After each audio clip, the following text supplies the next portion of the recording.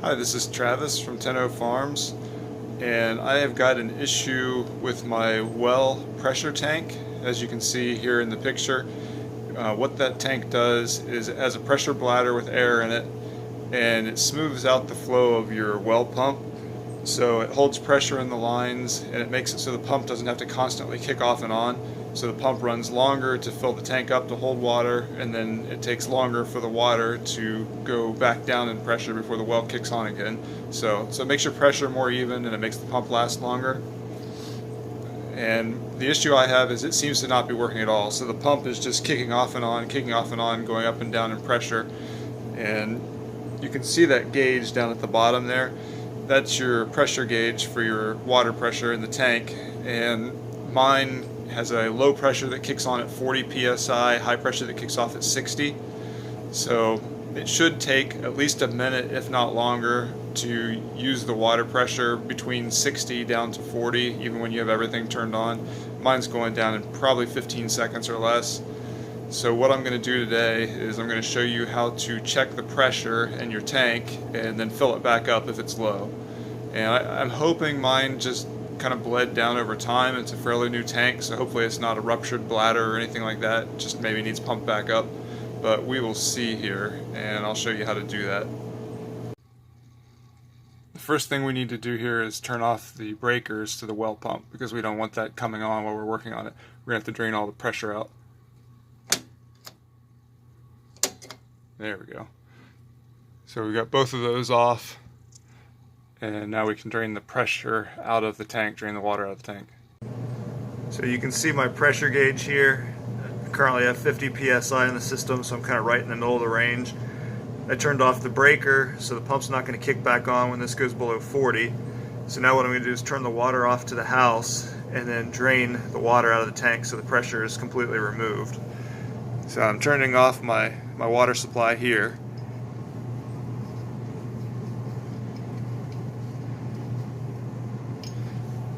And then I'm going to use this drain valve down here. That's getting too dark in this corner for you to see what I'm doing, but I'm going to drain the water out, and then that's going to result in this pressure going down so that I can mess with it.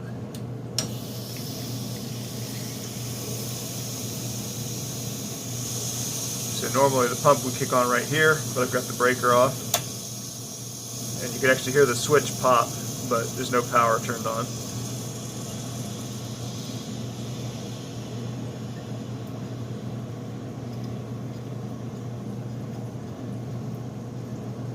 So once this is completely empty, then what I'm going to do is I'm going to check the pressure in the tank.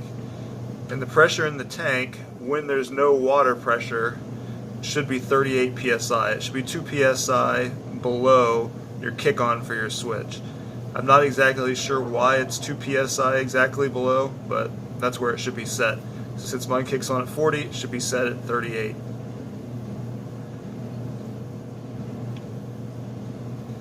And the pressure's slowly going out here. I'm not going to record it all the way down, so you don't have to just sit here and watch it.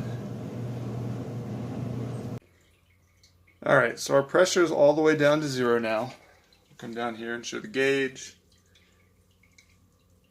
And I am blocking the light, but this is the best angle I got. So what we want to do now is we're going to remove this valve here on the top, this cap.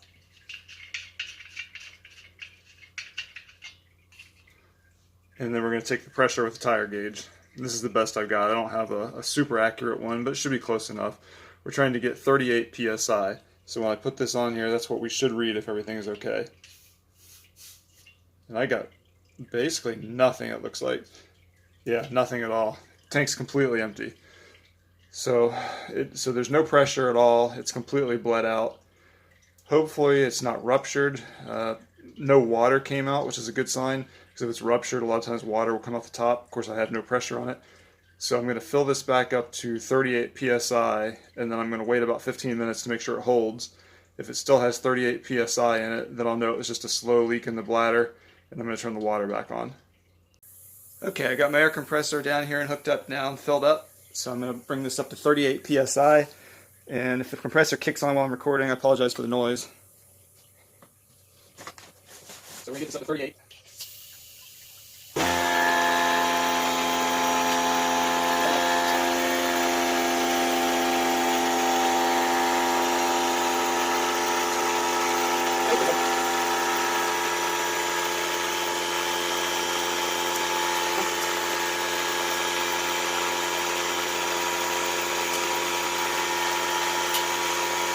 25. I'm going to go pause the video so you don't have to keep watching this.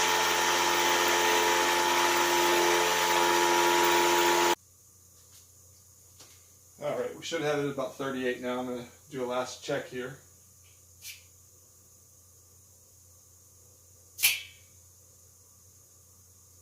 Yep, so on this gauge,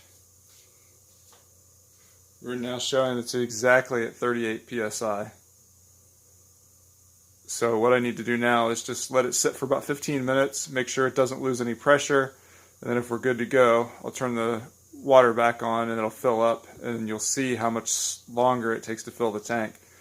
So that pressure will hold in the tank, and then you'll have the proper cut in and cut out of the pump without it cycling all the time. Alright, we put the cap back on. It actually did lose a little bit. I topped it back up to 38. I'm worried that it's leaking bad, so I may have to replace this tank. But for now, I'm going to turn the breaker back on for the well, and then you'll be able to see the pressure gauge go back up here. Let me get zoomed in on it while I head toward the well here.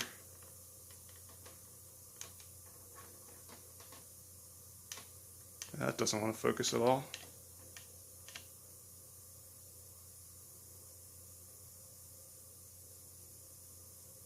Well, the pressure's already going back up and I haven't even turned the water on yet. That's kind of interesting. I wonder if it's leaking air right back into the gauge there. Let me go... Actually, let me check my pressure. I'm not exactly sure what's going on there with the pressure creeping up on the gauge without the water turned on.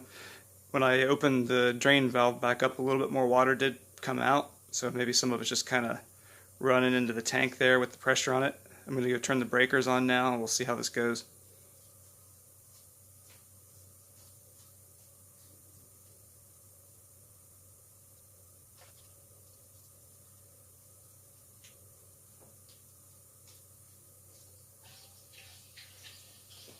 So you can see the pressure's going up and the pump's filling now. And it's taken a little while to get to the full pressure, so it is definitely better. I'm a little worried it's going to leak down on me, but hopefully this will go for a while. We'll kind of just watch it and see. If I have to put air in it again really soon, then I'll know that the tank is probably bad and I need to get a new one. And just a piece of advice when you're getting these tanks is you can't go too big. As long as it fits your plumbing, the bigger the tank, the better. It just makes you have more pressure in reserve, more water in reserve with the pumps out. Makes it take longer for the pump to max out and run down. So it'll just make your pump last longer.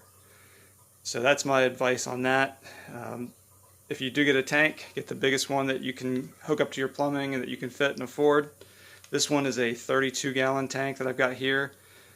That's the biggest one that fits with my plumbing. Otherwise, I'd have to go with an adapter and put in larger plumbing. So there we go. If I remember right, mine's a 1-inch pipe. If you go above 32 gallons, you have to go up to 1 1/4, maybe even 1 1/2.